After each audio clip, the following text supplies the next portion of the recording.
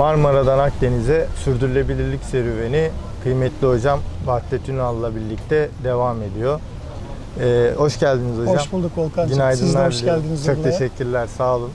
Önce kimdir Vahdettin Ünal? Onu sorayım. 28 yıl evvel, belki de 29 oldu. Sardalya ile hamsiyi öyle zorlukla ayırt edebilen birisi. Tarım ekonomisi okudum, lisans eğitimi olarak. Sonra deniz, balıkçı sevgisi falan derken Suriner Fakültesi'nde buldum kendimi, Ege Üniversitesi. Müthiş bir sevgi. Urla İskele, okulumuzun bir birimi buradaydı. Gelince balıkçılar, İskele'nin o müthiş doğal görüntüsü. 28 yıldır balıkçı denizler için koşturuyoruz. Yani detay bilgiler de verebilirim ama Dünya Gıda ve Tarım Örgütü'nde sosyal ve ekonomik konuları ile ilgili balıkçılığın bir komiteyi koordine ettim 4 yıl. FAO projelerinde, Birleşmiş Milletler Kalkınma Programı projelerinde, WWF International projelerinde, birçok uluslararası projede çalıştım. Hatta ulusal projeden çok uluslararası projelerde çalıştığımı söyleyebilirim. Akdeniz Koruma Derneği'nin kurucu üyelerinden birisiyim aynı zamanda. Şu anda da Ege Üniversitesi Suriner Fakültesi'nde 5 yıldır profesör doktor olarak balıkçılık yönetimi, Suriner kooperatifleri ile ilgili lisans ve lisansüstü derslerde görev alıyorum. Süper. Çok teşekkür ederiz. İlk buraya geldiğinizde buranın güzelliği, aşkın başladığı zamanlar ve bu tabii ki hepimizin konuştuğu eskiden bugüne neler değişti? Yani neler değişti? Çok şaşıracağınız bir şey söyleyeyim. Mesela yasa dışı avcılık hep vardı. Fakat zaman içinde boyutları, şekli, şemali arttı. Daha sistemik, daha organize bir hale geldi. Bunun tabii çok büyük etkileri oldu. Balık stoklarına da, geçimi balıkçılığa bağlı balıkçılara da. Onun haricinde aşırı avcılık mutlaka çok dile getirilmiştir. Nedir aşırı avcılık? Yani nereden anlıyorsunuz? En basitinden tezgaha düşen balıkların boylarından anlıyoruz. Yapılan bilimsel araştırmaların sonuçlarından anlıyoruz. Mesela Ege'de yapılan bir çalışmaya göre, TÜBİTAK çalışmasına göre, projesine göre barbunların büyük bir bölümünün 0-1 yaş grubunda yer aldığını görüyoruz. Yani artık bundan ötesi tamamen barbunun ortadan kalkmasına doğru gidecek bir sürecin başlangıcı bu. Balık fiyatları turizmle birlikte arttı. Bu anlamda biraz balıkçı, 365 gün denizde olan balıkçı halen geçimini balıkçılıktan sağlayabiliyor ama genel anlamda küçük ölçekli balıkçılıktan amatör balıkçılığa doğru bir geçiş olduğunu görüyoruz ya da geçimlik balıkçılığa. Benim Ege kıyılarında ve Akdeniz kıyılarında yaptığım yüz yüze anketlerin sonuçlarını da burada paylaşayım sizle. Artık geçimi tamamen balıkçılığa bağlı, %100 oranında balıkçı kalmamış gibi bir şey. 12 ay boyunca balıkçılıktan gelirini, ailesini geçindiren balıkçı sayısında büyük düşme var. Genç nüfusta bir katılımda azalma var. Balıkçı yaşlanıyor. Bunu gözlemliyoruz. Eski balıkçılar artık yavaş yavaş balıkçılığı bırakıyor. Ardından gelen yok. Tabii burası sizi yanıltmasın. Böyle yerler var. Urla İskele. Turizmin, özellikle iç turizmin çok yoğun olduğu yer. Balığa talep çok yüksek deniz ürünlerine. O buradaki balıkçılığı devam ettiriyor. Fakat denizde balık olmadığında başka yollara gidiliyor. Yani geçen sene Mordan'da 1 kilogram barbunun 1 gram altına satıldığına tanık olduk. 800 liradan kilosu 1 kilogram barbun satıldı. Bunun nedeni yok. Talep çok. Adam alacak. Balık yok. Dolayısıyla bu yasa dışını da ortlatıyor tabii. Aşırı avcılık, yasa dışı avcılık, istilacı bir takım türlerin sularımıza girip çok büyük etki yaratması. Bunlardan en önemli 2 tanesi balon ve aslan balığı olabilir. Üzerine çok konuşulabilir, çok yazdık, çizdik. Her türlü deniz ekosisteminde ne olduğuna dair bilgi çok fazla yok. Literatüre bakarak konuşuyoruz. Ama şunu çok iyi biliyoruz. Yani aslan balığı Ege'de ve Akdeniz'de, buralarda etkisi yok henüz. Yani 300'e yakın deniz canlısını tüketen, üreme kabiliyeti çok yüksek. Eğer önlem alınmazsa her şeyi domine edecek, tek başına suların kralı olarak yaşayacak bir tür. Şimdi bu tabii çölleşmeye getirecek, biyolojik çeşitlilikte inanılmaz bir düşüş getirecek. Balıkçıları da doğrudan etkileyecek. Balon balığı ona keza her şeye saldırgan, diğer türleri yiyen, olta iğnelerine, ağlara zarar veren ve zehirli bir balık. Hiçbir şekilde ekonomiye kazandıramıyoruz. Şu anda somut bir şey yok elde. Bir takım çalışmalar var derisinden, işte zehrinden yararlanmak üzere. Dolayısıyla hani iklim değişikliği, ekstrem hava koşulları, yasa dışı avcılık, aşırı avcılık gibi problemler artık balıkçılığı, küçük ölçekli balıkçılığı, Özellikle. büyük ölçekliyi konuşacak olursak onlar da işte yakıt fiyatları vesaire ciddi anlamda zorlamaya başladı. Kişisel görüşlerim, bunca birikim, literatür bilgisi, hepsini ulusal, uluslararası, hepsinden bir çıkarımla sana şunu söyleyebilirim. Tabii Türkiye ve bizim buralar ölçeğinde öncelikle sorunların tamamının çözümünde balıkçılık yönetimiyle ilgili olduğunu düşünüyorum. Yani sorunların kaynağı da balıkçılık yönetimi ile ilgili resmi kurumlar. Çözümün kaynağı da, çözüm de gelecekse onlar. Şimdi sorunları az çok söyledik. Yani aşırı avcılık. Aşırı avcılığı nasıl engellersiniz? Balıkçılık kapasitesiyle balık stoklarını dengede götürürsünüz. Bunun ikisinin de ölçümü kolay. Şimdi bakın bakanlık iyi şeyler de yaptı. Geri alım programı başlattı. 1253 tane tekneyi 5 yıl içinde filodan geri çekti. Fakat bunun etkilerini ölçemediler. Ben 2 tane yüksek lisans tezi yaptırdım bu konuda. 4 tane de makale yazdım.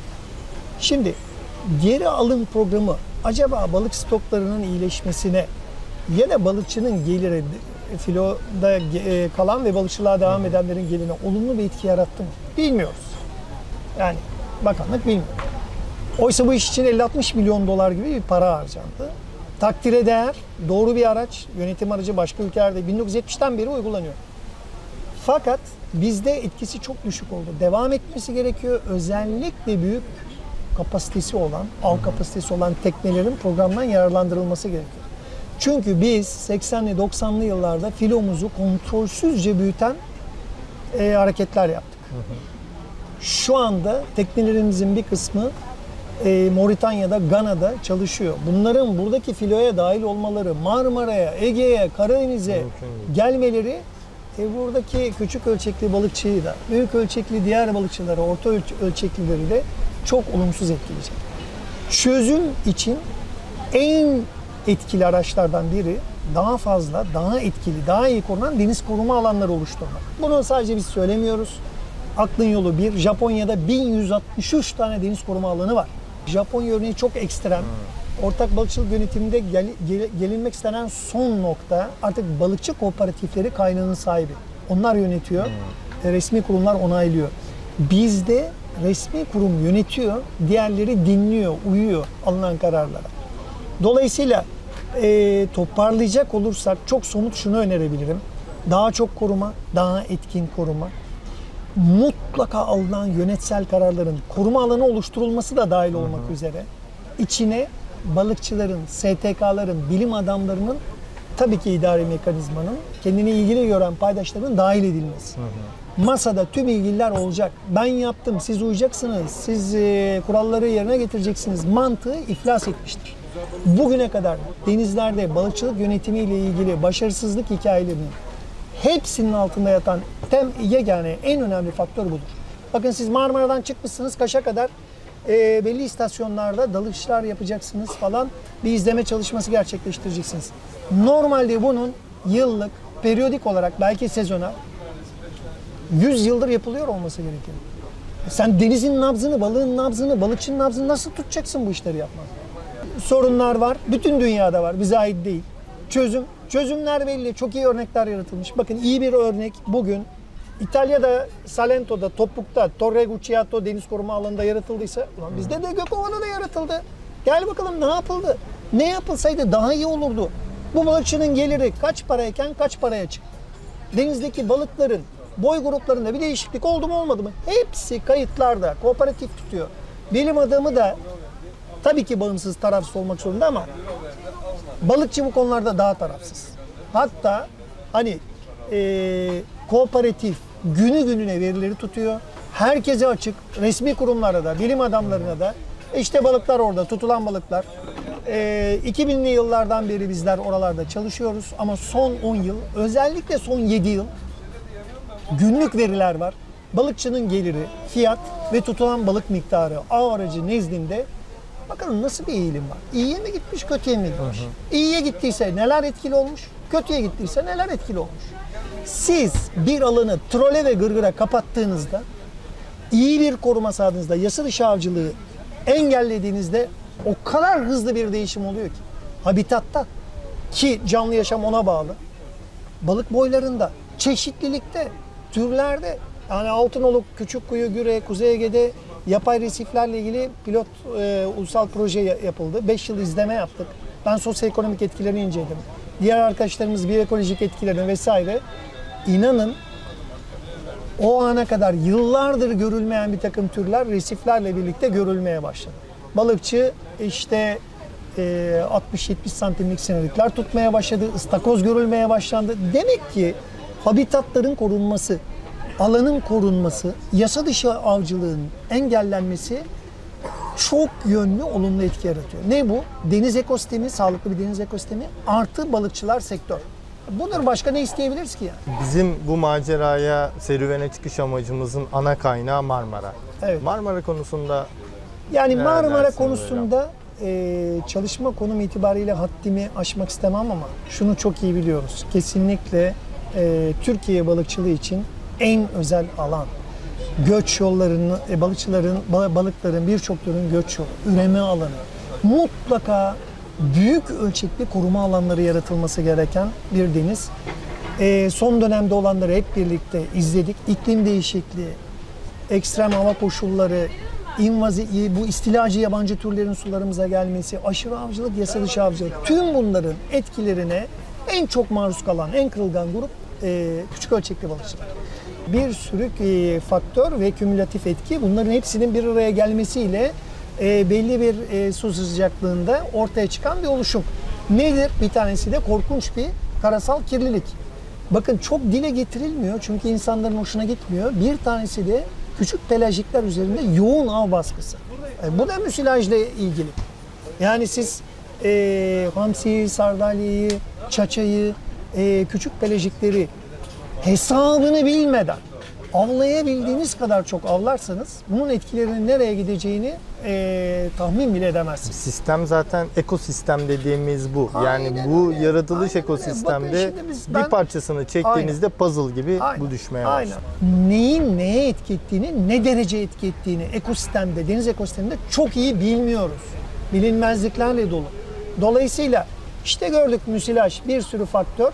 Bunun içinde küçük pelajiklerin aşırı avlanmasından Marmara'daki o sanayi atıklarına, evsel atıklara, hunharca aklınıza, elinize gelen her şeyi siz yüzyıllarca bir denizin içine gömeceksiniz ve bunun hiçbir etki yaratmayacağını düşüneceksiniz. Bu son derece irrasyonel bir şey, mümkün değil. Marmara sorunu, Marmara yoksa Ege'de yok, Akdeniz'de yok, Karadeniz'de yok. O derece önemli.